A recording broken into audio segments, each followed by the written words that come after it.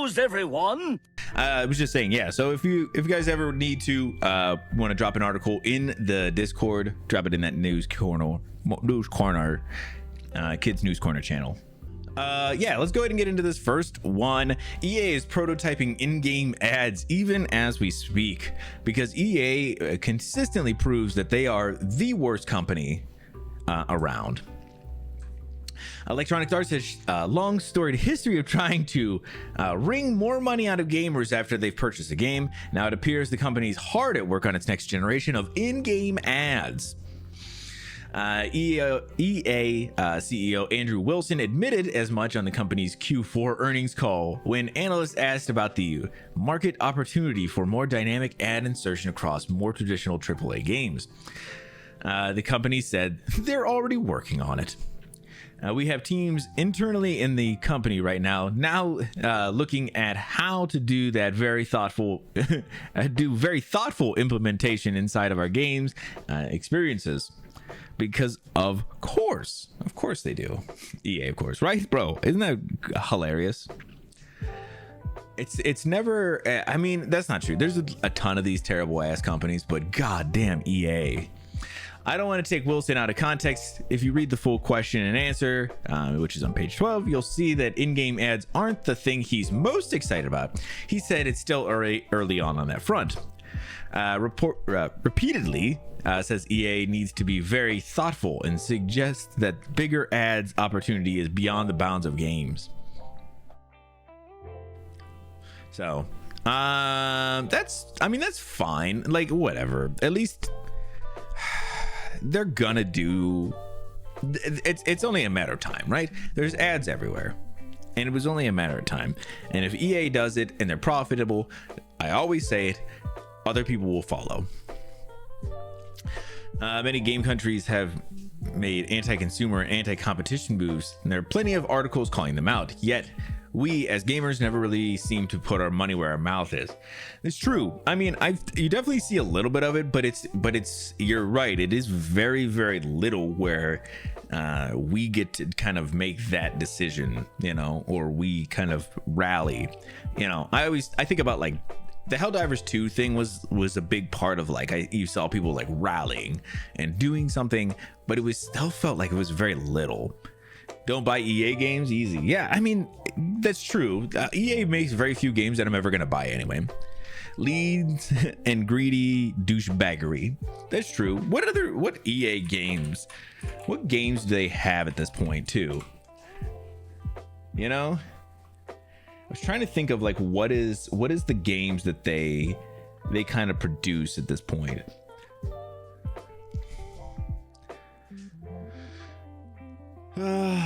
Yeah, they do. The problem is like, and they do all like the sports titles, and I could give a shit less about those. They do like The Sims, which people fucking love. Apex Legends, which is, I didn't realize that they were also doing that. So I don't know. They have like games that people just really like, but the problem is that they're a publisher as well. Like they published Unravel, and Unravel is fucking so good, you know? And that's the problem. Yo, Gladys, thank you so much for the follow. Appreciate you. People still play Sims. People love The Sims, dude. They fucking love it too. It's crazy. As we start to build communities and harness the power of community beyond the bounds of our games, how do we think about advertising as a growth driver in those types of experience, he asked. We don't, bro. We don't. Stop it, Andrew. Is it Andrew? Andrew Wilson? Damn, what an absolute generic name too. As a writer working for a website that relies on advertising, I guess I can't take issue with that, but I can't say hearing that makes me want to join the community for an EA title. Anyhow, if in-game ads are the end game of EA, might I suggest the company look back to the one time it tried ads that were actually cool 15 years ago. Mercenaries 2 lets you literally blow the shit up. Let them nuke your ads, EA. I might tolerate them. That's interesting. Letting people just destroy the ads, really explode them and shit, that'd be funny. All right, let's get into this next one. Final Fantasy maker Square Enix will aggressively pursue a multi-platform strategy after profits tumble. Let me get into this real quick. Square Enix has announced a significant company reboot amid tumbling profits, reporting its financial performance for the financial year ending March 31st, 2024. Also, side note, before I finish this, I was talking about last week that the Nintendo is going to announce their Switch 2 by the end of the fiscal year. And I was like, oh, that's by the end of the year or whatever. Not realizing that the fiscal year doesn't end until March next year. So apparently they have before April next year to announce Switch 2, just as one of those things that I found out that I didn't really know. I'm betting October. Yeah, I would bet too.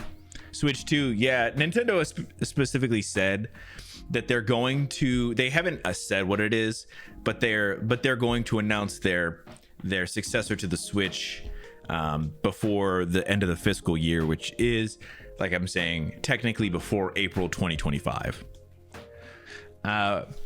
Reporting its financial performance for the financial year end of March 31st, 2024, sales in the digital entertainment segment, which includes video games, rose by 2.6%, but profit fell by 15.8%. This despite the sale of the Final Fantasy 16, Final Fantasy Pixel Remaster, Foam Stars, and Final Fantasy 7 Rebirth. Specifically on HD games, the subcategory Square Enix uses to encompass all of the above games, the company saw a significant operations loss of 8.1 billion yen, apparently 51.9 million. Jesus. Listen, I saw this and I was like, damn, I am kind of surprised. I will, thanks. Yeah, dude, definitely. It's I don't know if it's like if it's an adaptation or not, but the movie is really good. Like I said, it's called Prisoners. Lots of good characters in there. Final Fantasy 16 and Final Fantasy 7 Rebirth both launched on PlayStation 5. Whatever. So in response to the tumbling profits, Square Enix announced that what it's calling Square Enix Reboot and Awakens. That is so cringe. What a stupid ass name. Don't name your company trying to get out of the weird debt situation that you're in. A 3-year plan for rebooting for long-term growth. This involves a rethinking across all parts of the business, but the highlight is to shift to a multi-platform strategy. Square Enix said it will aggressively pursue a multi-platform strategy that includes Nintendo platforms, PlayStation, Xbox, and PC. Note the wording here of Nintendo platforms, with Nintendo set to announce its Switch successor before April 2025. This is all good and everything, whatever. I don't give a shit about Square Enix games, and this is just me personally. Obviously, tons of people love Final Fantasy. I just don't care. And listen, if they're going to be on more things, that's great, because that means more people will have access to their games. I don't care. I'm sick of Final Fantasy. Bro, I've been sick of Final Fantasy even before Final Fantasy. I think their funky name of Final Fantasy Remake episode heard the sales due to confusion. Bro, no, that's the name of their plan to grow as a company. They fucking named their plan to grow as a company Square Enix Reboots and Awakens. Bro, no, I know you know, but I'm saying, how fucking cringe is that shit?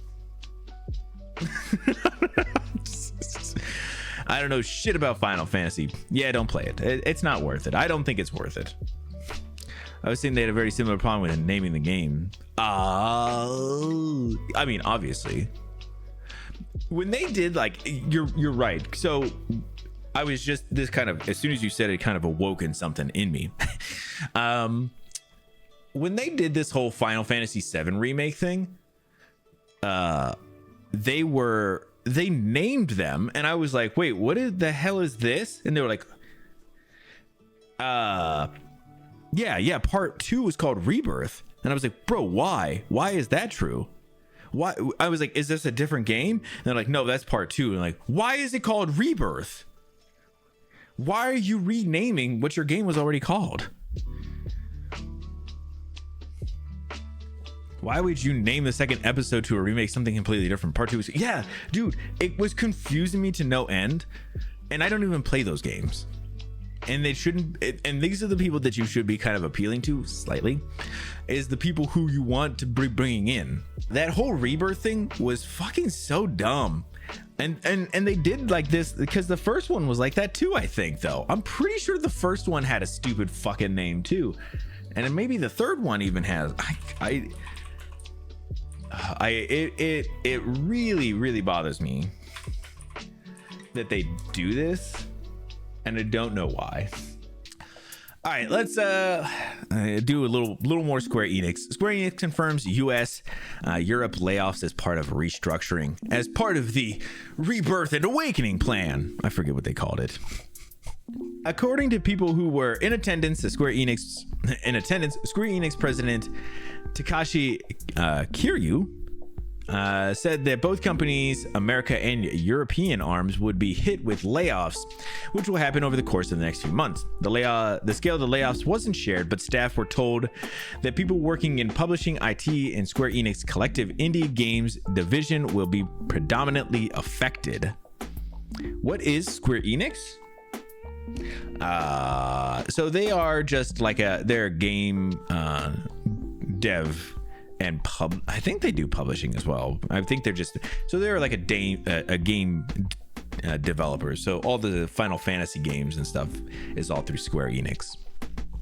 Those impacted will be informed this week, staff were told. In the UK, employees will enter into a 1-month consultancy period as per local employment law, while US-based staff could leave their roles before June. Following the internal meetings on Monday, many of Square Enix's main Slack channels were locked. Oh no, their Slack channels. The layoffs coincide with the publication of the company's quarterly financials results today, in which Square Enix said it plans to rebuild overseas business divisions from the ground up and has begun optimizing costs at its European and American offices via structural reform. Nah, they dev. AI. No, Ron. I see. Ron saying that their stuff is trash and it's all done by AI, and that's rude. Ran. That's rude, Ran. They develop and publish. That's what I'd like to see.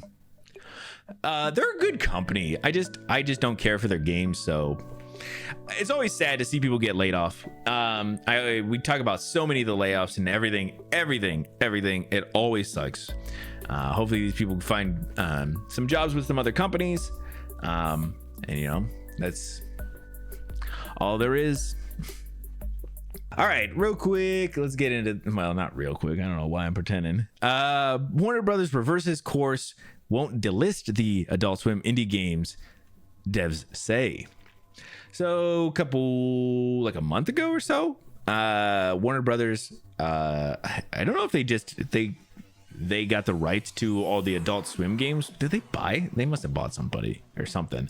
Not exactly sure, but they were going to delist all these Adult Swim games from indie devs, and apparently they're going to go back on that. Warner Brothers Discovery appears to have backed down from its plan to delist more than a dozen games published by its Adult Swim game label from Steam and digital console stores. WBD now plans to transfer ownership of some of those games back to the indie devs that made them. That's the right choice, according to developers who have been affected by the plan's delistings. Plans to delist the Adult Swim game catalog from digital stores or retire them, as Warner Brothers Discovery had worded it, became public in March and were widely criticized as a cold corporate move that could make some indie games unavailable to purchase. That strong criticism appears to have played a part in WBD's revised plan to transfer ownership of the games back to the creators. That is sick if they do that. If they give the ownership back to the devs and they can republish them somewhere else, fuck yeah, that's a W. And you're not getting many W's out of Warner Brothers, so Boardwalk Empire actor Steve Buscemi punched in the face on a New York City street. I saw this the other day and I was a little shocked. I didn't get to. I saw this. I wanted to read a little more to get kind of what was happening. Because I mean, listen, this sounds like New York if you ask me. New York be crazy, but I think it's New York City, right? What the fuck does that mean? Cyclo, you know what it means. And I was like, I don't want to say anything, but I think Cyclo's gonna have something to say about this. He old though. Yeah, he is old. There was a woman who got hit in the face in New York City too recently. Yeah, it's New York City, you know? People be crazy in New York City. I'm sorry, Cyclo.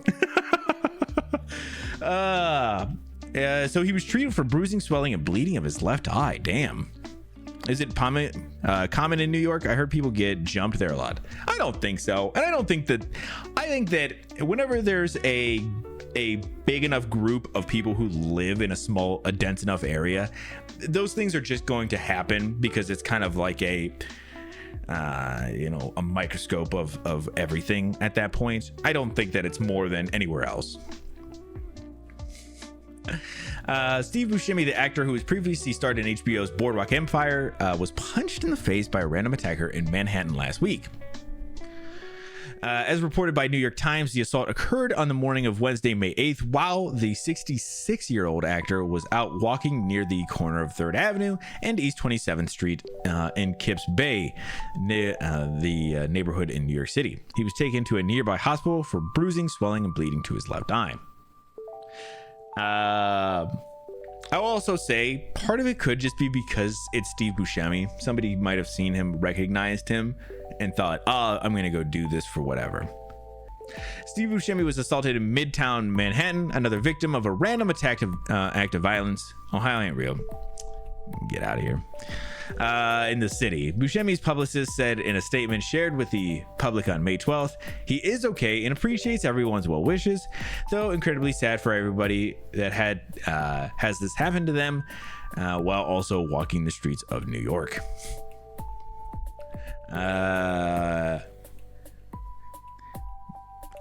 New York Police Department has confirmed that there has been no arrest related to the attack and investigations are continuing. This one's also kind of a non-story. I did read this and I'm just gonna go over it real quick because the whole thing, the initial GameStop stock stuff was really interesting to me. I never got in on that stuff, but this was kind of a little bit one of those things like, okay, yeah, bro. So I am just kind of a little bit interested. I'm going to bring it up real quick. We'll go over it. I'm not going to go too far into it, but a GameStop stock trading sees shut down again after big surge fueled by Roaring Kitty's return. In a throwback to 2021, GameStop stock is once again seeing a wild spike after meme stock enthusiast and influencer Roaring Kitty tweeted for the first time in almost 3 years. The post, which depicts a gamer leaning forward and paying attention in their chair, sparked a frenzy among meme stock day traders yesterday, who drove the stock up as high as 110% throughout the day. Today, the stock is up to 68% from its previous close and is up 76% year to date. So the dude literally did nothing but posted a meme and people are going crazy. So there hasn't been anything else from this at all. The whole rest of this article, the dude just posted a meme and people are going crazy. So all I'm saying is, I mean, could be interesting if something actually happens, or a dude could just be pumping the stock up again. I have no idea. It is just hilarious. Let's keep on moving. PlayStation names Hideki Nishino and Herman Hulst as new CEOs, succeeding Jim Ryan. I am so sorry, Hideki. I don't know how to say your last name. I'm sure I'll get to hear it pretty soon because he's not going to be one of the CEOs at PlayStation. So Sony will be replacing former PlayStation boss Jim Ryan with CEOs Hideki and Herman Hulst, the company announced today. Effective June 1st, 2024, Hideki will be CEO of SIE Platform Business Group, and Herman Holst will be CEO of SIE Studio Business Group. Okay. As revealed in the press release today. So, Herman Holst. Do you know Herman Holst? I've never heard these names ever before. People love him on Twitter. Really? Oh, okay. So he's going to be some kind of CEO pretty soon here. That's pretty cool. If people actually like him. Sony Interactive Entertainment is a dynamic and growing business that delivers incredible entertainment experiences through the connection of content and technology. These two leaders will have clear responsibilities and will manage strategic direction to ensure the focus remains on deepening engagement with existing PlayStation users and expanding experiences to new audience. Well, good luck. Need to quit being an absolute douche to the Helldiver community. Outside of that. As a true pleasure to be asked to lead the new studio business group for Sony Interactive, I'm excited to continue working with incredibly talented teams and studios to deliver unforgettable games and entertainment experiences. Yeah, look at, here he is right over here on Twitter. Oh, is that him? I've seen his face before. I've definitely seen him around. Man, what else has he done? He looks really familiar. Like maybe he's been on some other press conferences from that I've seen. Just a couple more quick things. A Spider-Man Noir show starring Nicolas Cage officially ordered to series on Prime Video and MGM Plus. What the fuck is MGM Plus? Okay, well, that's a thing. It's official the live-action Spider-Man Noir series is a go at Prime Video and MGM Plus. The Nicolas Cage is set to star. Wait, live action? Has one now too. Yeah, nobody's gonna subscribe to that one because, bro, who the fuck knows what MGM is? I mean, as soon as I saw it, I was like, oh yeah. I was like, but then I'm like, yeah, what the fuck would I subscribe to that? It's about to be live action. MGM Plus and Prime Video announced today that they've ordered the show, simply titled Noir, to the series, with Cage, who voiced the titular character, starring. The first 2 episodes will be directed and executive produced by Emmy Award winner Harry Bradbeer. Damn, Bradbeer. Oren Uziel and Steve Lightfoot. Okay. Last 2 things I have are a couple of trailers. The first is for a movie called Megalopolis. I watched the trailer and I was like, I don't think I'm gonna throw it in here. And then I was like, you know what? I actually but so yeah, sorry, I saw this trailer and I was like, I don't think I'm gonna drop this. And then I was like, well, I probably should. It could be pretty interesting. So I don't know. You guys let me know what you guys think after. Let's take a look at this trailer. It's for Megalopolis.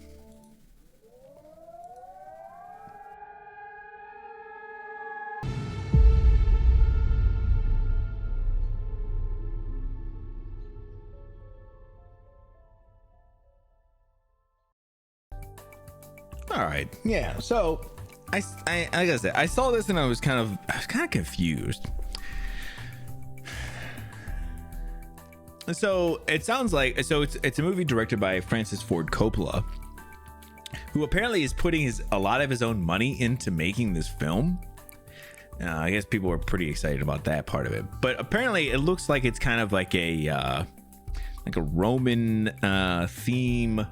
Like a Caesar kind of thing, story kind of thing, but wrapped up in kind of a modern futuristic America kind of thing. I don't know. It could be interesting. I don't know if it will be good or not, but all I know is Adam Driver's haircut in this does not look good. Listen, somebody has to say it, and I'm gonna be it. I'm gonna be that guy for y'all. Man's haircut is not doing it for me here.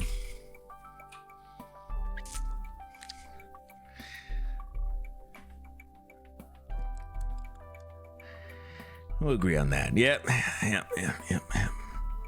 I don't know who was like, bro, you gotta get the cut, bro. you got to go see the barber, my dude. And he was like, how do I get it cut? And they were like a 5-year-old. I'm sorry, Adam. Whoever the barber was, he probably shouldn't have tipped him. I'm gonna go ahead and say it. If you gave him a dap on the way out, he shouldn't have. I'm sorry, shouldn't have done it, man. But yeah, so it could be pretty interesting. I'm interested. I'd be interested to see more, but for the time being, looks interesting. The last one is for Lord of the Rings: Rings of Power Season 2. Because apparently they're going to go with the whole fucking name here. But so I saw this and I thought, again, you know, I know people like Lord of the Rings. Not necessarily my thing, but I will make sure I show it off because it does look like it could be an interesting Season 2. I don't know. I remember hearing people talk about this as like, oh, it was really good. And it was like, or at least pretty good, and then it like dropped off. And I know like it like cost, I think it's Amazon who has this. I think it's Amazon, but it cost Amazon or whoever owns the rights for this so much money, like so much money. So I figure let's go ahead and take a look at this trailer for Season 2 of Rings of Power. An evil, ancient and powerful, has returned.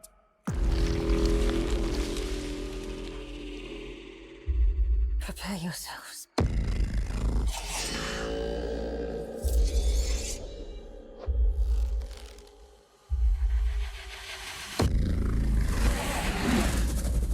He worms his way inside your mind. The crest of him slithers in.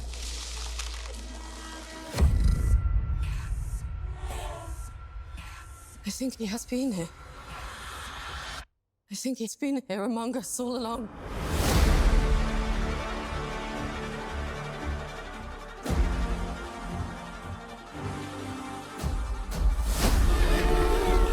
Every soul in Middle-earth is in peril.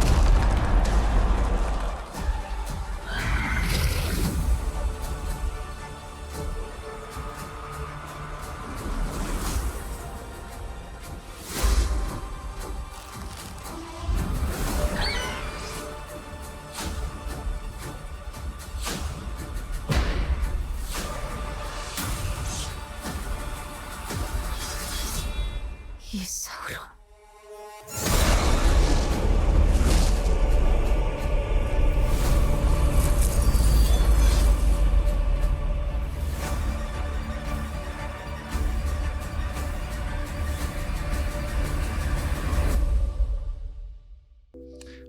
All right. So yeah, I don't know. I mean, listen, to me, it kind of looks like it could be pretty good.